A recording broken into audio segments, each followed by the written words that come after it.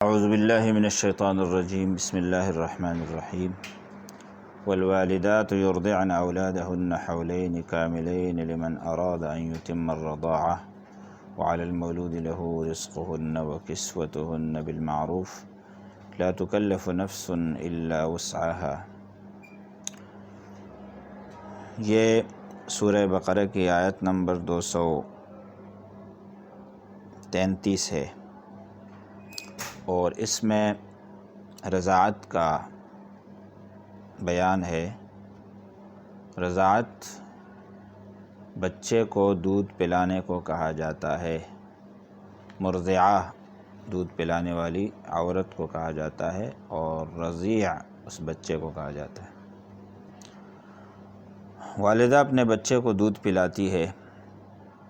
یہ معروف طریقہ ہے کہ اللہ تعالیٰ اس عمر میں نو مولود بچے کو، چاہے وہ انسان کا ہو یا کسی بھی جانور کا ہو، اس کی پرورش اللہ تعالیٰ ماں کے دودھ کے ذریعے فرماتے ہیں، اور وہ دودھ وافر مقدار میں ہوتا ہے اس زمانے میں۔ پہلے نہیں ہوتا، بعد میں نہیں ہوتا، اس زمانے میں ہوتا ہے۔ تو یہ گویا کہ بچے کا رزق ہے جو اللہ نے والدہ کو عطا فرمایا ہے، اور وہ اس کو دیتی ہے، اور اس کا کچھ نہیں جاتا اس میں، اور اس کے کسی کام کا یہ دودھ نہیں ہوتا، صرف بچے کو اس کا فائدہ ہوتا ہے، اور اس کو بھرپور فائدہ ہوتا ہے کہ ہر لحاظ سے وہ اس کے لیے توانائی، طاقت، غذائیت سے بھرپور غذا ہے، اور وہ اس کے لیے انتہائی مناسب اور موزون ہے۔ یہ دودھ اس کو ملنا چاہیے۔ بعض عورتیں نہیں دیتی تو اس کا متبادل کوئی نہیں ہے، چاہے وہ کوئی پاؤڈر ہو یا کوئی اور چیز ہو، اور والدات کو بھی اس کا کوئی خاص فائدہ نہیں ہے۔ ہاں، بچے کو دودھ پلانے سے ان میں کمزوری آتی ہے، تو کھانا ان کو کھانا چاہیے، وہ توانائی ان کی بحال ہو جاتی ہے، کمزوری ختم ہو جاتی ہے۔ بعض عورتیں پھر کسی بیماری کی وجہ سے یا کمزوری زیادہ ہونے کی وجہ سے یا بچے کو دودھ موافق نہیں آتا، اس بنا پر کسی اور عورت سے دودھ پلواتے ہیں بچے کے لیے، کوئی مرضعہ اور کوئی دودھ پلانے والی عورت تلاش کرتے ہیں۔ یہ بھی معروف ہے۔ نبی علیہ السلام کو خود حضرت حلیمہ سعدیہ نے یا دوسری عورتوں نے دودھ پلایا، تو یہ معروف ہے۔ ایک بھی ہو سکتی ہے، 2، 3، 4 بھی ہو سکتی ہے دودھ پلانے والی عورتیں، اور اس سے پھر کچھ احکام بھی ثابت ہوتے ہیں کہ وہ عورت اس بچے کی والدہ بن جاتی ہے، اور اس کا شوہر اس کا والد رضاعی بن جاتا ہے، اور چچا اور بھائی بہن، اور ان کے درمیان بھی پھر نکاح حرام ہوتا ہے، جیسے سگے بہن بھائیوں کے درمیان، اور باپ بیٹی اور ماں بیٹے کے درمیان، اور چچا بھتیجی کے درمیان حرام ہے۔ وہ اس کے بڑے مسائل ہیں، اور یحرم من الرضاعۃ ما یحرم من النسب، اس سے بھی حرمت آتی ہے۔ اس سے بھی سگی ماں ہوتی ہے، والدہ جنم دینے والی، اور دودھ پلانے والی بھی ماں ہے، اور اس کے بہت سارے مسائل ہیں۔ اگر کوئی اور عورت دودھ پلاتی ہے تو پھر اس کو اجرت بھی دیتا ہے والد، لیکن والدہ کو دودھ پلانا چاہیے۔ اگرچہ زوجین یعنی میاں بیوی کے درمیان کوئی اختلاف آ جائے، پھر بھی بچے کو نقصان نہیں پہنچنا چاہیے، اور بچے کی وجہ سے ماں کو بھی نقصان نہیں پہنچنا چاہیے، اور باپ کو بھی نہیں پہنچنا چاہیے، اس لیے کہ ان کو فائدہ ہونا چاہیے بچے سے۔ اگر اس کی وجہ سے ماں کو مشکل میں ڈالا جاتا ہے یا باپ کو، تو یہ بھی غلط ہے۔ اور اس کی مدت 2 سال ہے، 2 سال یعنی 24 ماہ تک بچے کو دودھ پلایا جائے۔ اس کے بعد پلانا ٹھیک نہیں ہے، اور شرعی لحاظ سے پھر اس کو کھانے کے قابل ہو جاتا ہے، کھانا کھانے کے، روٹی کھانے کے، اور پھر وہ وہی کھائے۔ ہلکی پھلکی غذا ہو، بہرحال دودھ نہ ہو، یہ دودھ نہ ہو، کسی جانور وغیرہ کا ہو، حلال تو ٹھیک ہے۔ اس کے بعد پھر حرمت بھی ثابت نہیں ہوتی، اور اس مدت میں اگر کسی نے دودھ پلایا تو اس سے حرمت ثابت ہوتی ہے۔ اور بعض حضرات پھر اس میں یہ کہتے ہیں کہ تھوڑے دودھ سے بھی ثابت نہیں ہوتی، 5 مرتبہ وہ دودھ پیے، 5 گھونٹ، تو اس سے پھر جا کے ثابت ہوتی ہے حرمت، ورنہ نہیں۔ اور بعض فرماتے ہیں علماء فقہا کہ قلیل ہو کہ کثیر ہی، 1 گھونٹ سے بھی حرمت ثابت ہو جائے گی، لیکن وہ دودھ حرمت کا سبب بنتا ہے جس میں بھوک مٹے، اس سے جوع ہو، مجاعہ۔ اور اگر دودھ نہیں مٹتا، بھوک نہیں مٹتی، تو پھر دودھ اگر بھوک نہیں مٹاتا تو پھر وہ دودھ حرمت کا سبب بھی نہیں بنتا، یعنی 2 سال کے بعد۔ تو یہاں اس کا ذکر ہے۔ والوالدات، والدائیں، مائیں، یرضعن اولادہن، اپنے بچوں کو دودھ پلاتی ہیں یا پلایا کریں، حولین کاملین، 2 سال مکمل۔ یہ ان کے لیے مدت بتائی جاتی ہے لمن اراد ان یتم الرضاعہ، کہ جو رضاعت پوری کرنا چاہتے ہیں، ورنہ 15 ماہ بھی ہو سکتے، 12 ماہ بھی ہو سکتے، 18 ماہ بھی ہو سکتے، 1 سال بھی، 6 ماہ بھی، کوئی ضروری نہیں ہے 2 سال پورا کرنا، لیکن اگر پورا کرنا چاہتا ہے تو 2 سال ہے، اس سے زیادہ نہیں ہے۔ لا تکلف نفس الا وسعها، ہر آدمی کو اس کی وسعت کے مطابق تکلیف دی جائے اور مکلف کیا جائے، اس پر پابندی لگائی جائے، اس پر یہ ہے کہ بوجھ ڈالا جائے، اس سے زیادہ نہیں۔ لا تضار والدۃ بولدہا، کوئی والدہ اپنے بچے کی وجہ سے ضرر میں مبتلا نہ کی جائے، کہ اگر وہ نہیں پلانا چاہتی ہے تو اس کو مجبور کیا جائے کہ آپ پلایا کرو، اور پھر دوسری عورت آپ تلاش کرتے ہیں دودھ پلانے کے لیے، اس کو 2 ماہ، مہینے کے 2000 دیتے ہیں، 5000 دیتے ہیں، 100 دیتے ہیں، 200 دیتے ہیں، والدہ کہتی ہے جو اس کو آپ دے رہے ہو مجھے بھی دیا کرے، میرا دودھ اس کے لیے زیادہ مفید ہوگا، لیکن آپ کہتے ہیں اس کو نہیں ملے گا، تو یہ اس کو ضرر ہو رہا ہے بچے کی وجہ سے، یہ نہیں ہونا چاہیے۔ اور اگر کوئی یہ کہہ رہا ہے کہ ماں بچے کو دودھ نہ پلائے، میں کسی اور سے پلواؤں گا، تو اس سے بھی، اور ماں چاہتی ہے کہ اپنے بچے کو دودھ پلائے، تو یہ بھی اس کو ضرر ہے، یہ بھی نہ پہنچایا جائے، اپنے بچے کی وجہ سے ماں کو نقصان نہیں ہونا چاہیے۔ ولا مولود لہ، جس کا بچہ پیدا کیا گیا ہے یعنی والد، اس کو بھی نقصان نہ پہنچایا جائے بولدہ، اپنے بچے کی وجہ سے۔ وعلی الوارث مثل ذلک، وارث پر بھی ایسا ہے، کسی کا باپ نہیں ہے، مر گیا ہے، بچے کے لیے دودھ کا انتظام کرنا ہے، اب والد کی جگہ جو اس کے پراپرٹی کا، اس کے گھر مال وغیرہ کا، اثاثوں کا وارث بن رہا ہے، بڑا بھائی ہے اس چھوٹے بچے کا، یا اس آدمی کا بھائی ہے یعنی بچے کا چچا، جو بھی ہے، وہ وارث پر بھی وہی بات ہے جو والد پر اس کے اخراجات برداشت کرنا ہے۔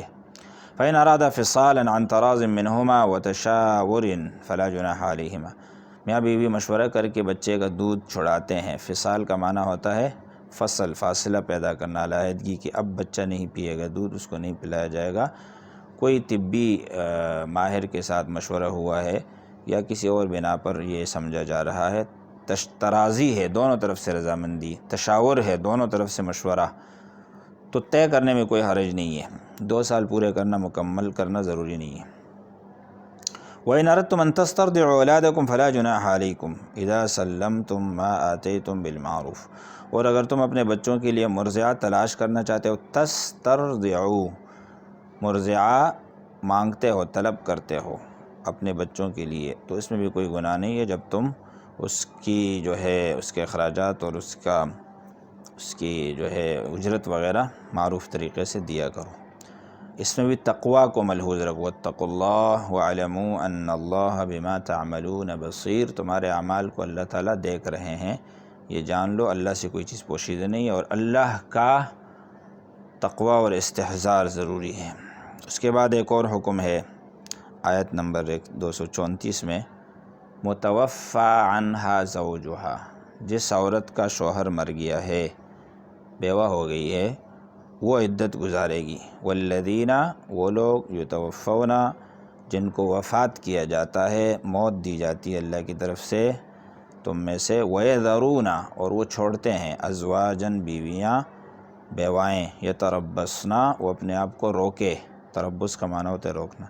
بِأَنفُسِهِنَّ، اپنے آپ کو، 4 اشہر وعشرا، 4 ماہ 10 دن، 4 ماہ سے تقریباً 120 دن، اور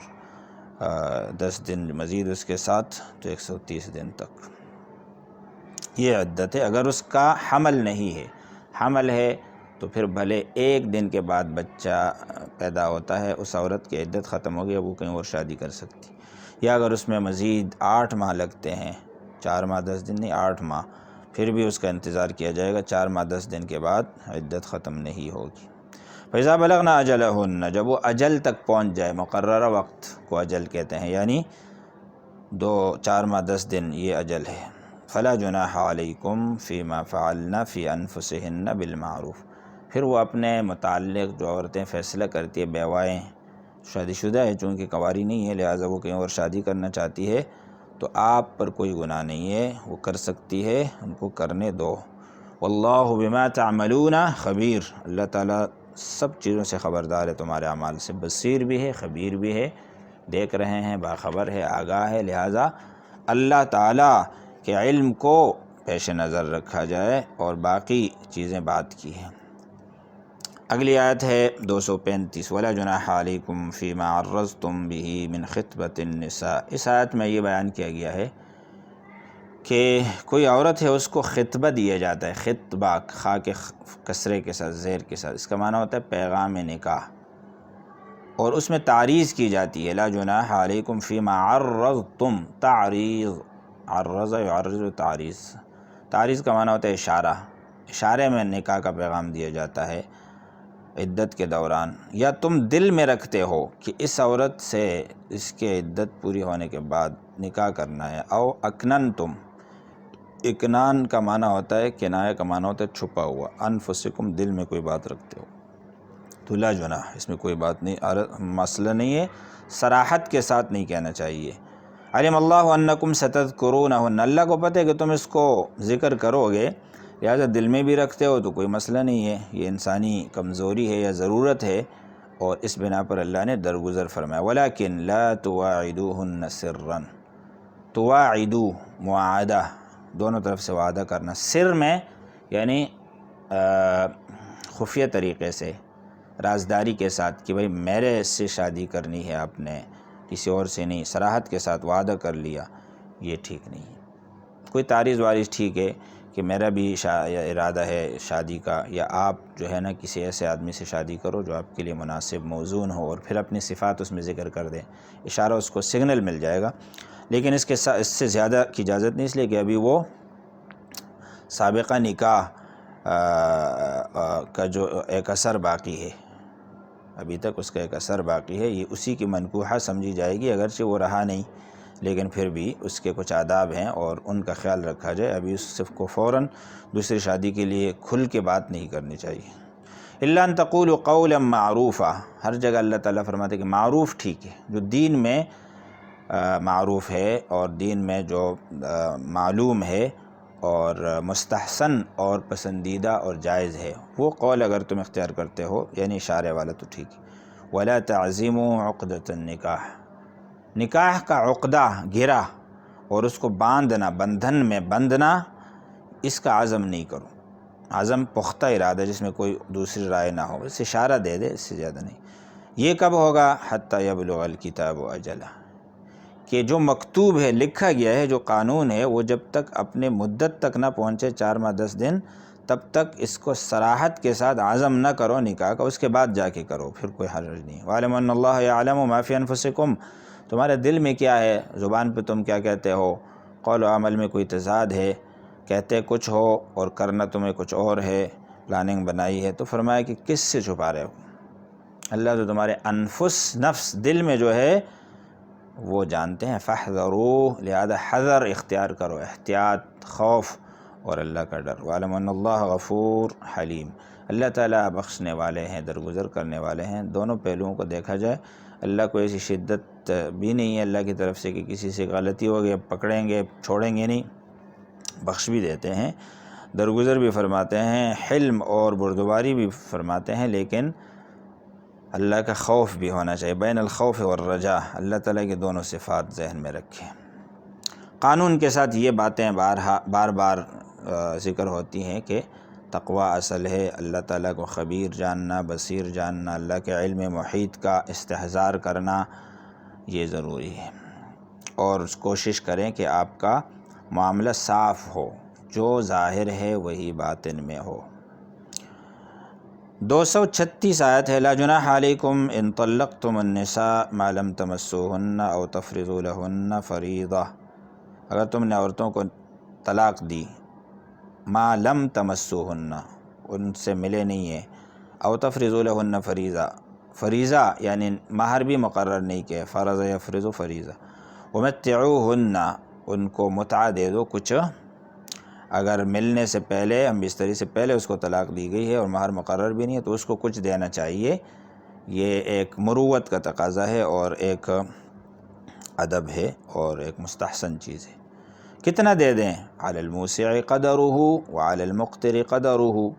موسع زیادہ وسعت رکھنے والا، گنجائش وشائش رکھنے والا، اس پر اس کے بقدر ہے، یعنی ایک کروڑ پتی آدمی ہے تو وہ 10 20 15 20 30 ہزار روپے دے دے، 1000 پتی ہے تو وہ چند ہزار دے دے، 2-3 ہزار دے دے، اور اس سے بھی کم ہے تو چند 100 دے دے، ایک جوڑا دے دے، جو بھی ہے۔ مقتر اور موسع اپنے اپنے مقدار کے مطابق دے دے، کوئی تعین نہیں ہے۔ متاعا بالمعروف، یہ جو اس کو سامان دیا جاتا ہے، جو اس کو نوازا جاتا ہے، اس پر عنایت ہوتی ہے، یہ معروف طریقے سے ہو۔ حقا علی المحسنین، احسان تو ایک دوسرے سے کرنا ہے نا۔ اللہ تعالیٰ نے احسان لکھ دیا، کتب الاحسان علی کل شیء فی کل شیء ان اللہ یأمر بالعدل والاحسان، تو احسان تو کرنا چاہیے، اور یہ بھی ایک احسان ہے، حسن سلوک، تو بدسلوکی نہیں ہونی چاہیے، اگرچہ آپ کی اس سے بن نہیں رہی ہے، اس کو آپ چھوڑ رہے ہیں، لیکن پھر بھی اس کے ساتھ کوئی اچھا سلوک کرے، گفٹ دے دے اس کو، اور کوئی دلجوئی کے لیے کچھ دے دیں، ورنہ یہ تو نکاح ہوا ہے اور پھر آپ اس کو چھوڑ رہے ہیں اور بالکل کچھ پوچھ بھی نہیں رہے ہیں، تو یہ کوئی بھیڑ بکری تو نہیں ہے، اس کی کوئی جو ہے ادب عزت ہے، شرافت ہے اس کی، اور اہمیت ہے، اس کا کچھ لحاظ رکھو کہ چلو نکاح ہی کی وجہ سے میں کچھ نہ کچھ ضرور دے رہا ہوں، یہ میرا حق بنتا ہے۔ حقا علی المحسنین، لیکن حق علی المحسنین جو ہے یہ وہی حق ہے جو اخلاقی حق ہے۔ وَإِن طَلَّقْتُمُوهُنَّ مِن قَبْلِ أَن تَمَسُّوهُنَّ وَقَدْ فَرَضْتُمْ لَهُنَّ فَرِيضَةً، اور اگر مہر مقرر کیا ہے پھر ملے نہیں، یہ دوسری صورت ہے، دو شرعی حکم ہے، اور اس طرح طلاق دی گئی، تو پھر نصف ما فرضتم، 10,000 روپے ہیں، 5,000 دینے ہوں گے، ملے نہیں ہے پھر بھی دینے ہیں۔ ہاں اس میں بھی گنجائش ہے، ضروری نہیں، الا یعفون، یعفون جمع مؤنث کا صیغہ ہے، اگر وہ عورتیں معاف کرتی ہے کہ نہیں جی اگر آپ نے مجھے رکھنا نہیں ہے تو مجھے آپ کے مہر کی بھی ضرورت نہیں ہے، ٹھیک ہے معاف ہے، یا چلو 1-2 ہزار دے دو باقی نہیں۔ او یعفو الذی بیدہ عقدۃ النکاح، یا وہ آدمی جس کے ہاتھ میں عقدہ نکاح ہے، گرہ، یعنی جو نکاح کا اصل اس کو باقی رکھنے والا ہے، اور جس کی طرف سے جو ہے نکاح منعقد ہوتا ہے، وہ کیا کرے؟ اگر وہ معاف کرتا ہے کہ نہیں ٹھیک ہے ہمارا جو ہے آپس میں رہنا مشکل ہے، لیکن یہ ہے کہ بہرحال نکاح تو ہوا ہے اور مہر بھی مقرر ہوا ہے، تو اب میں نے مہر تو آپ کو دینا ہے، آپ لے لو، تو دونوں طرف سے یہ ہو سکتا ہے، یہ پورا بھی دے سکتا ہے اور وہ پورا بھی چھوڑ سکتی ہے، اور نہیں تو اس کو آدھا اس کا حق ہے اور اس کو پھر وہ دینا ہوگا۔ یعنی اس معاملے میں نکاح ختم ہونے کو تعلق ختم ہونے کی علامت نہ بناؤ۔ نکاح بھلے 2 فرد کے درمیان، عورت اور مرد کے درمیان ختم ہو گیا، لیکن خاندانوں کے درمیان تعلق ہونا چاہیے، اور ان دونوں کے درمیان بھی اسلام کا اور ایمان کا جو حق ہے کہ ایک دوسرے کو ایذا نہ پہنچائیں، ایک دوسرے کے ساتھ حسن سلوک کیا جائے، وہ ہونا چاہیے۔ وَأَن تَعْفُوا اقرب للتقوی، اور تم معاف کرو مردوں سے، فرما رہے اللہ تعالیٰ، یہ تقوی کے زیادہ قریب ہے۔ اللہ تعالیٰ کا ایک اسلوب قرآن کا یہ بھی ہے کہ اللہ تعالیٰ فرماتے ہیں گناہ کے قریب بھی نہ جاؤ، اس سے دور ہو جاؤ، کرنا تو دور کی بات ہے، اس کے قریب بھی نہ جاؤ، اور ایک تقوی کرنا ہے اور ایک تقوی کے قریب جانا ہے، تو یہ تقوی کے قریب جانا ہے، اور آپ کو تقوی ہی کے قریب رہنا چاہیے، اور زیادہ تقوی والی بات یہ ہے۔ اقربو اس میں تفضیل کا صیغہ ہے، یعنی زیادہ اس میں آپ نزدیک ہو جاتے ہیں تقوی کے۔ وَلَا تَنْسَوْا الْفَضْلَ بَيْنَكُمْ، بہت سارے اسالیب میں اللہ تعالیٰ نے سمجھا دیا۔ ایک اور بات فرما دی، فضل ہونا چاہیے، آپ صاحب فضل ہیں، فضیلت والے ہیں، اور آپ اہمیت والے ہیں، آپ کو اللہ نے کوئی عزت شان دی ہے، تو آپ اس کے ساتھ فضل کا معاملہ فرماتے ہیں، یعنی اچھائی، اس کو بھی نہ بھولو، یہ یہاں ہونا چاہیے۔ ان اللہ بما تعملون بصیر، اللہ تعالیٰ آپ کے سلوک کو دیکھ رہے ہیں، اور اس کے بڑے اچھے اثرات آپ کی زندگی پر مرتب ہوں گے، اور اخروی اعتبار سے بھی اللہ تعالیٰ کے فضل کا آپ مستحق بن سکتے ہو، اس لیے کہ بندوں پر آپ فضل کرتے ہیں تو اللہ تعالیٰ آپ پر فضل فرمائیں گے۔ ارحموا من فی الارض یرحمکم من فی السماء، لہٰذا اللہ دیکھ رہا ہے، اللہ سے کوئی چیز پوشیدہ نہیں، تم اللہ کے لیے کر رہے ہو نا، معاشرے میں کیا سمجھا جا رہا ہے، دوسرے فریق کی طرف سے کیا ہوا ہے، اس کو چھوڑو۔ نکاح کے مسائل چل رہے، رضاعت اور عدت کے مسائل چل رہے، اللہ تعالیٰ نے درمیان میں فرمایا حافظوا علی الصلوات، نمازوں کی پابندی کرو، حافظوا حفاظت کرو، نماز کی حفاظت کا مطلب ہے قضا ہونے سے، فوت ہونے سے بچانے کی کوشش کرو۔ والصلاۃ الوسطیٰ، صلاۃ وسطیٰ عصر کی نماز، اکثر علماء یہ فرماتے ہیں، جس میں صبح کے فرشتے، دن کے فرشتے جاتے ہیں، رات کے فرشتے آتے ہیں۔ اور بعض حضرات کہتے ہیں اس سے مراد ہے فجر کی نماز، بعض کہتے ہیں عشاء کی نماز، بعض کہتے ہیں کہ مغرب کی نماز۔ بہرحال زیادہ راجح ہے کہ فجر کی نماز خاص طور پر، عصر کی نماز خاص طور پر ادا کرو۔ ایک حدیث میں یہ بھی آتا ہے کہ جس کے عصر کی نماز فوت ہو گئی اس کا سب کچھ ثواب برباد ہو گیا ہے۔ لوگ عموماً اس وقت کیا کرتے ہیں کہ 2 پیسے مزید بچا لے، کما لے، لیکن فرمایا کہ اس میں اگر آپ کی نماز نکل گئی والعیاذ باللہ تو کمایا آپ نے کچھ نہیں، آپ کے پاس کچھ رہا ہی نہیں، گویا کہ سارا کچھ آپ نے برباد کر دیا۔ تو نماز کا اہتمام پہلی فرصت میں کریں، اور اگر آپ نمازی ہوں گے تو یہ مسائل پھر آپ کے لیے بڑے اچھے طریقے سے حل کرنا ممکن ہوگا کہ آپ کسی کو کچھ دے رہے ہو، کسی کے ساتھ کوئی اچھائی کر رہے ہو، اور اگرچہ آپ کے ساتھ کوئی اچھا نہیں ہو رہا، یہ پھر مومن کے لیے، نمازی آدمی کے لیے یہ کوئی مشکل نہیں ہوتا، اور نماز ہی برائی سے روکتا ہے آدمی کو اور حسن اخلاق پیدا کرتا ہے۔ وقوموا للہ قانتین، اللہ کے لیے طاعت کے ساتھ، خشوع خضوع کے ساتھ کھڑے ہوا کرو۔ اگر آپ میں طاعت نہیں ہے تو وہ کھڑا ہونا بھی معتبر نہیں ہے نماز کے لیے۔ ایک اور مسئلہ نماز کا ذکر کیا، فَإِنْ خِفْتُمْ فَرِجَالًا أَوْ رُكْبَانًا، اگر تم ڈرتے ہو، تمہیں خوف ہے کہ تم جو ہے کھڑے ہو کے باقاعدہ نماز نہیں پڑھ سکو گے، تو فَرِجَالًا أَوْ رُكْبَانًا، پیدل چل کر اور سوار ہو کر، دونوں صورتوں میں تم نماز پڑھ سکتے ہو۔ فَإِذَا أَمِنْتُمْ فاذكروا اللَّهَ كَمَا عَلَّمَكُم مَّا لَمْ تَكُونُوا تَعْلَمُونَ،